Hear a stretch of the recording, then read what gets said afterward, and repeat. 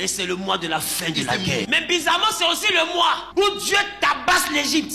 La guerre est finie, mais l'Égypte s'entête. Laisse-moi te dire, il y a deux faits. Il y a la fin de ceux qu'on a battus à plate couture. Et puis il y a la fin de ceux qui s'entêtent. Pour eux, là, leur fin, c'est plus vilain, c'est plus triste, c'est plus dramatique que ce qui s'était passé hier. Parce que si quelqu'un n'est pas têtu, tu ne peux pas faire la guerre à une femme, à un homme. Même malgré que tu lui fais la guerre, tu vois qu'elle mange, elle se promène, elle vit, elle ne meurt pas, elle ne tombe pas. Et Dieu l'envoie jusqu'en avril. Et puis c'est là que dans la même période d'avril, remarquez, il y a toujours les mêmes programmations de mort comme dans la fin de l'année civile. Parce que c'est la période des têtus. Ils n'ont pas compris que ce que tu n'as pas pu tuer en décembre, en janvier, en février, même mars, ce que tu n'as pas pu prendre là, c'est pas pour toi. Si tu poursuis, tu vas te prendre toi-même. Dis avec moi Nissan. Say with me, Nissan. Il n'a pas dit Nissan, marque de voiture. Il dit Nissan. C'est un mois hautement spirituel. C'est pourquoi les Juifs le considèrent comme étant le mois ecclésiastique.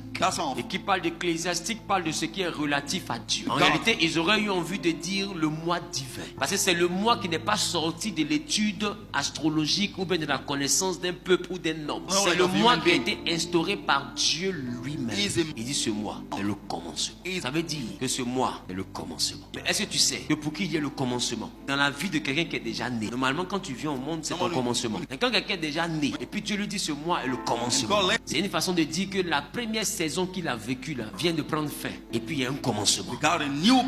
C'était une façon de dire à Israël, tout ce que vous avez vécu en qualité d'esclave, c'est fini. Ce mois là est le commencement d'une nouvelle vie. Et bizarrement, Israël a vraiment vu ça. C'était vraiment le commencement de quelque chose dans leur vie. Je ne sais pas qu'est-ce qui doit commencer dans ta vie. Je ne sais pas qu'est-ce que Dieu a souhaité faire dans ta vie. Je ne sais pas qu'est-ce que Dieu t'a promis accomplir. Mais je te dis que ce mois est un commencement. Et qui parle de commencement parle de départ. Ce mois est un top départ. Quelque chose de Dieu veut s'accomplir dans la vie de quelqu'un. Ce n'est pas un mois que tu dois observer. C'est un mois que tu dois conquérir. Parce que la suite dépend de ce commencement. Et la force de ce mois n'est pas dans la journée. La force de ce mois se cache dans les nuits de ce mois. Vous prenez le temps, vous relisez la Bible. Vous voyez que ce que vous-même vous appelez la Pâque, qui est au cœur de ce mois, n'est pas une fête de jour. En réalité, la Pâque est une fête nocturne.